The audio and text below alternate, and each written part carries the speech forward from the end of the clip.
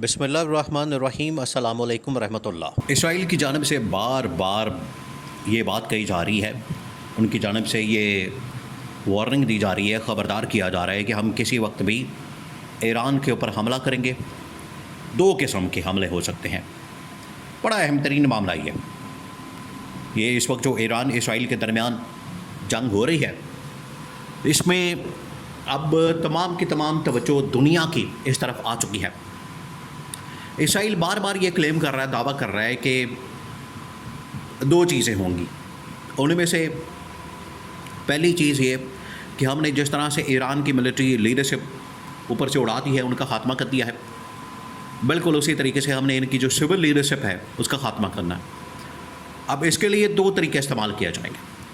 या तो ये कि उनको कत्ल कर दें, उनके ऊपर हमला करें और उनके ऊपर मिसाइल मार दें, बम मार दें, कुछ कर दें, इस तरह से ख़ात्मा कर दिया जाए। या फिर ये काम किया जाए कि वहाँ पर रजीम चेंज ऑपरेशन कर दिया जाए। रजीम चेंज ऑपरेशन के ज़रिए से भी इस हुकूमत का और जो सिविल लीडरशिप है उनका ख़ात्मा कर दिया जाए। दूसरा उनके पास ऑप्शन ये है कि ईरान के ऊपर एटमी हमला करके जो ईरान की जौहरी साइट्स हैं, न्यूक्लियर साइट्स हैं, उनको तबाह बर्बाद कर दिया जाए, उनको दरम बरम कर दिया जाए, उनको मुकम्मल तौर पर ख़त्म कर दिया जाए। ये दूसरा ऑप्शन प्लान मौजूद है इस वक्त इसराइल के पास। अब अगर ये ऑप्शन मौजूद है और इसकी इंटेलिजेंस इन्फॉर्मेशन, अब तो खैर खबरें पूरी दुनिया के अंदर फैल चुकी हैं, तो इंटेलिजेंस के ईरान के पास नहीं होगी?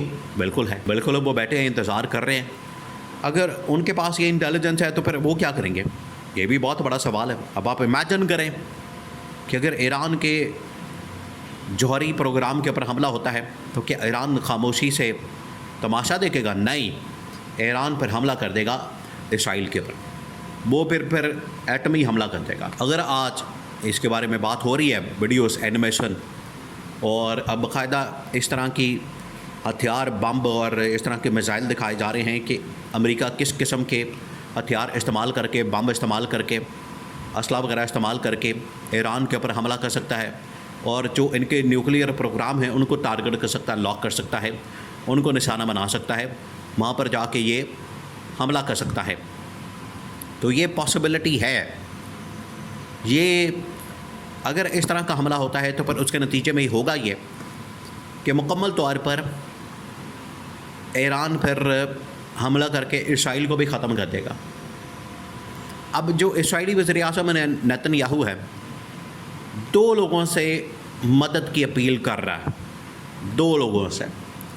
एक तो बार बार अमेरिकी सदर डोनाल्ड ट्रंप को ये बार बार कह रहा है कि मुझे बचा लो ईरान से, हमारी मिसकैलकुलेशन हो गई है, हमने तो ये समझा था कि शायद ईरान के ऊपर हमला करेंगे, ईरान आगे से कोई जवाब ही नहीं देगा, ईरान की जानिब से कोई जवाब ही नहीं दिया जाएगा, ईरान बिल्कुल चुप करके चुपचुपीते इस हमले को बर्दाश्त कर लेगा, सह लेगा, हम हमला करेंगे और अपनी जो बालादस्ती है ये तमाम ममालिक के ऊपर, जिसमें इन्होंने एक एक करके इराक़ के अंदर, शाम के अंदर, लेबनान के अंदर, उर्दन के अंदर, यमन के अंदर, लीबिया के अंदर जो इन्होंने अपनी बालादस्ती कायम की, बिल्कुल उसी तरीके से ईरान के ऊपर भी अपनी बालादस्ती कायम कर लेंगे।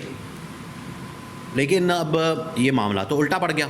अब नेतन्याहू भागा भागा जा रहा है उसके पास, डोनाल्ड ट्रंप के पास, और कह रहा है कि हमें बचा लें।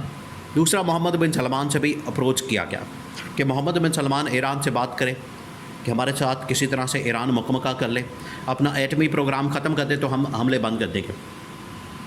मोहम्मद बिन सलमान की जानिब से कहा गया है कि ये जो मामला है ये अगर कोई शख्स हल करवा सकता है, ये एक शख्स है जिसका नाम है इमरान ख़ान। इमरान ख़ान ये मसला हल करवा सकता है। इंटरनेशनल लेवल के ऊपर अल जज़ीरा के अंदर बाकायदा तौर पर ये ख़बर चलाई गई कि अगर दो तीन इस हवाले से चीज़ें दी गई कि इस वक्त ईरान इसराइल को टेबल के ऊपर कौन बिठा सकता है, इस वक्त इसराइल को इस मुश्किल वक्त से कौन निकाल सकता है और इसराइल को ईरान से कौन बचा सकता है, क्योंकि अब ईरान तो पीछे हटने वाला नहीं। ईरान ने यह तय कर लिया, ईरान की जानिब से फ़ैसला हो गया, ईरान ने इस चीज़ का ऐलान कर दिया, ईरान की जानिब से ये फ़ाइनल डिसीजन सामने आ गया और उसने कहा कि अगर ये हमला हुआ तो फिर इसका आगाज़ तो इसराइल करेगा, अंजाम आखिर इसका जो इख्तिताम है वो फिर ईरान करेगा। यानी जंग का जो अख्ताम है वो फिर ईरान करेगा। ईरान अब इस पोजीशन के ऊपर आ गया। ईरान अब किसी सूरत भी किसी चीज़ को बर्दाश्त करने वाला, हमले को और कोई और ऐसी चीज़ को बर्दाश्त करने वाला नहीं है। ईरान की जानिब से ये दो टोक ऐलान कर दिया गया। ईरान अब इस बात के ऊपर अड़ गया, डट गया कि अब हमने हमला करके छोड़ना है, क्योंकि ये अब हमारे सर्वाइवल का मसला बन चुका है। अब आ जाए इधर कि कौन शख्स है दोनों के दरमियान सुलह करवा सकता है, दोस्ती करवा सकता है, टेबल टॉक करवा सकता है। इसमें एक शख्सियत जिसको कहा जा रहा है, माना जा रहा है, वो है डोनाल्ड ट्रंप। डोनाल्ड ट्रंप ने किया ट्वीट।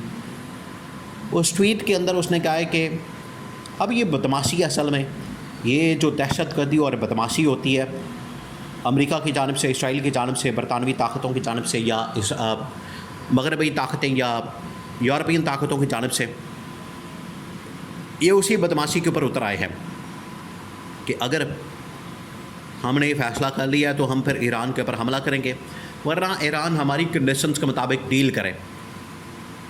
ये अब उसने ट्वीट किया, अमेरिकी सदर ने, डोनाल्ड ट्रंप ने, कि ईरान हमारी शराइत के ऊपर डील करे। ये अब हो नहीं सकता कि ईरान जो है इनके साथ डील कर ले इनकी शराइत के ऊपर।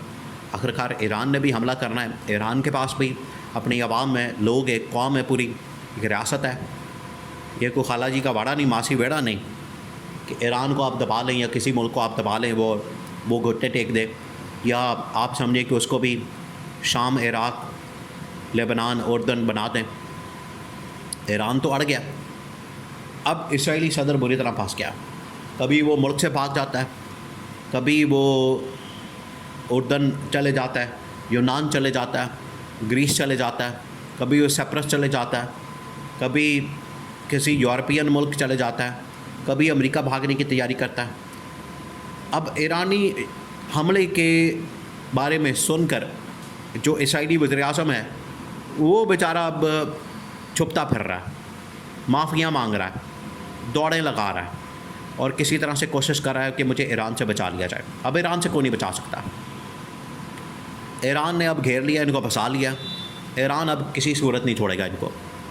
ईरान ने कह दिया है कि अब हमारा आखिरी वार होगा, बड़ा ख़तरनाक और ख़ौफनाक, और वो ऐसा वार होगा कि इसराइल के हम प्रख्चे उड़ा देंगे, इसराइल की तबाही और बर्बादी फेर देंगे, और इसराइल के अंदर अब हम क़यामत बर्पा कर देंगे।